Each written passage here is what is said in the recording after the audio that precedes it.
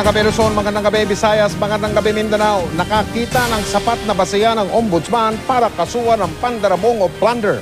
Sina Senador Juan Ponce Enrile, Bong Revilla at Jinggoy Estrada. Hindi rin ligtas ang itinuturong utak ng pork barrel scam na si Janet Lim Napoles, ang mga chief of staff ng tatlong senador, pati na ang iba pang opisyal ng gobyerno. Pero unang bugso pa lang sila ng mga kakasuhan ng Ombudsman. Base sa mga ebidensya, napatunayan umanong sinamantala ng tatlong senador ang kanilang posisyon para makakickback ng mahigit 1 bilyong piso sa kanilang pork barrel gamit ang mga NGO ni Napoles. Nakatutok si Salima Refran. Matapos pag-aralan ng 6 na buwan ang kahong-kahong na dokumento at salaysay ng daang-daang tao, nagpasya ang ombudsman ay tuloy ang pagsasampa ng kasong kriminal laban sa tatlong senador kay Janet Lim Napoles at iba pang sangkot sa pork barrel scam.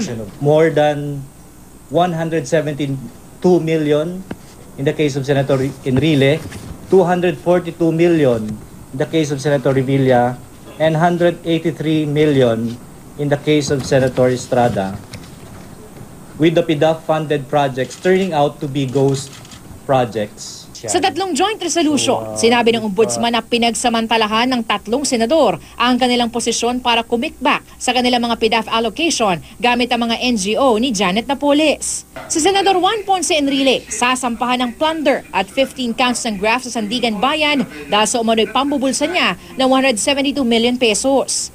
Si Senador Bong Revilla sasampahan din ng plunder at 16 counts ng graft dahil sa umano'y pambubulsa niya ng 242 million pesos.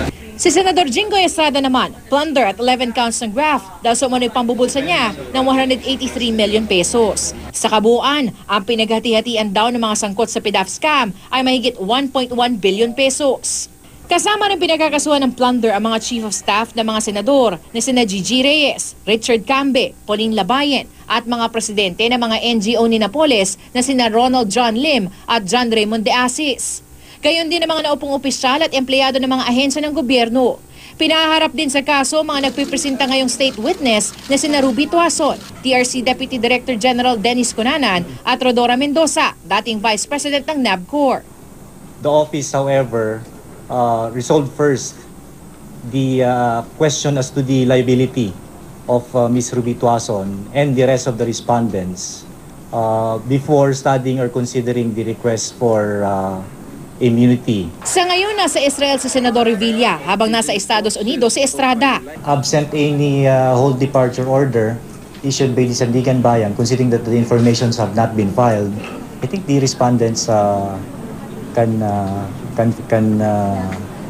travel.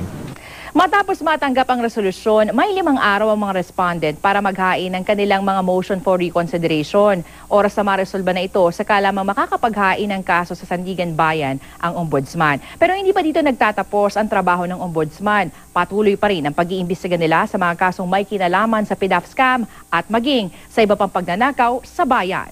Salima Refran, Nakatutok, 24 Oras.